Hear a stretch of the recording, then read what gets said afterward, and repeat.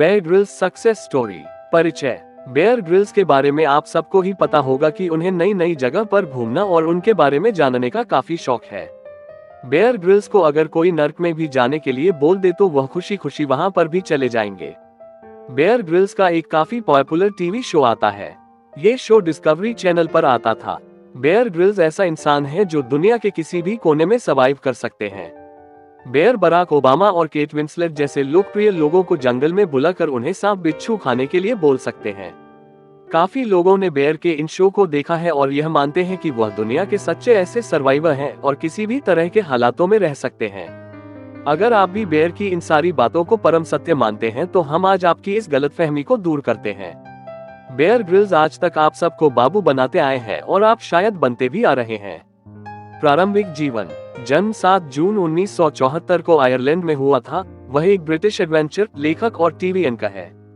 उनके पिता sir Michael grills एक पॉलिटिशियन थे और मदर सारा ग्रेवी भी पॉलिटिकल फैमिली से संबंधित थी। उनकी एक बड़ी बहन भी है लारा। ग्रिल्स अब सिर्फ 7 दिन के थे तब उनकी बहन ने ही उन्हें बियर नाम दिया था। उन्होंने अपनी प्रारंभिक शिक्षा लेजरूफ स्कूल से की। बियर को बचपन से ही आउटडोर एक्टिविटीज में काफी लगाव था और वह समझ चुके थे कि वह सामान्य 9 से 5 की जॉब के लिए नहीं बने हैं। उनके पिता रॉयल यॉट स्क्वाड्रन के मेंबर थे और उन्हीं के साथ काफी कम उम्र में ही ग्रिल्स क्लाइंबिंग और सेलिंग सीख चुके थे। किशोर अवस्था में ही उन्होंने स्काई डाइविंग सीखा और शोटोकोन कराटे में ब्लैक बेल्ट हासिल किया। उन्होंने अपनी ग्रेजुएशन ईटन कॉलेज से की जहां उन्होंने अपना पहला माउंटेनियरिंग क्लब बनाया। कॉलेज कंप्लीट करने के बाद वापस घर आकर बियर ने MI5 एक सिक्योरिटी सर्विस में अपना करियर बनाने का सोचा, पर उसके लिए स्पेनिश और जर्मन सीखना जरूरी था। इसीलिए उन्होंने university of western of England से स्पेनिश और जर्मन की पढ़ाई की। उसी दौरान बियर और उनके दोस्तों ने ब्रिटिश आर्मी में अप्लाई करने का सोचा, जिसमें बियर मुश्किल सिलेक्शन प्रोसेस को क्लियर करने में सफल रहे और 1994 से लेकर 1997 तक शैश रेजिमेंट का हिस्सा बने।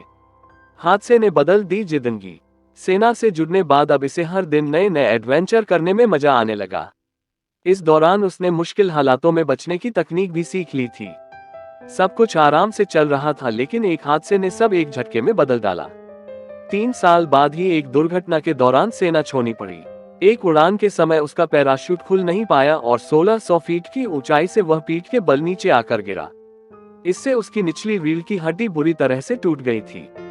डॉक्टर्स ने कह दिया था कि यह व्यक्ति अब पहले की तरह जीवन नहीं जी पाएगा, लेकिन हर मुश्किल को पीछे छोड़ते हुए खुद को पूरी तरह से फिट किया। हौसलों ने दी मजबूती। दुर्घटना के महज 18 महीनों बाद ही अपने मजबूत इरादों और हौसलों से इस व्यक्ति ने माउंट एवरेस्ट की चोटी पर चढ़ने के अपने बचपन के सपने को साकार किया। 23 साल की उम्र में वह इस उपलब्धि को हासिल करने वाले सबसे कम उम्र के ब्रिटिश थे।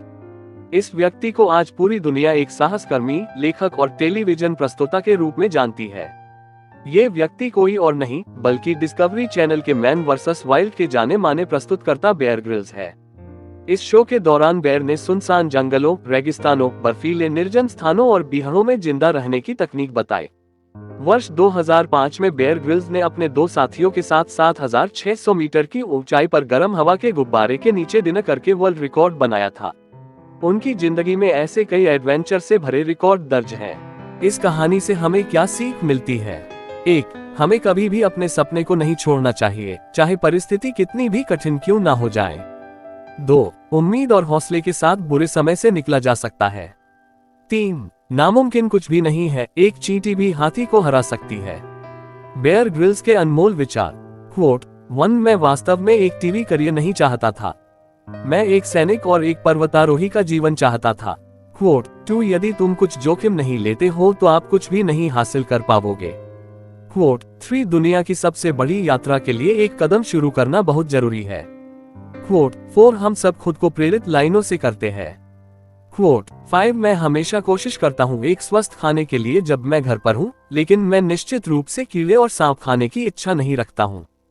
क्वोट 6. मैं घर के खाने से बहुत प्यार करता हूँ, लेकिन मुझे घर का खाना बनाना नहीं आता है। क्वोट 7. मुझे लगता है कि यह कुत्तों के साथ चलने में बहुत मजेदारी है, क्योंकि वे हमेशा बहुत फिट और तेज कर रहे हैं। क्वोट 8. अगर आस्था निजी है तो ये वास्तविक भी है। क्वोट 9. आप अपने जीवन में किसी और की उम्मीदों पर नहीं रह सकते हैं। क्वोट 10. हम क्या कर रहे हैं इसके द्वारा ही जीवन और मौत के बीच की रेखा खींची जाती है। Straw conclusion. जीवन को 3 शब्दों में अभिव्यक्त किया जा सकता है: कभी हार मत मानो, दिल में सच रखो और बस कोशिश करते रहो।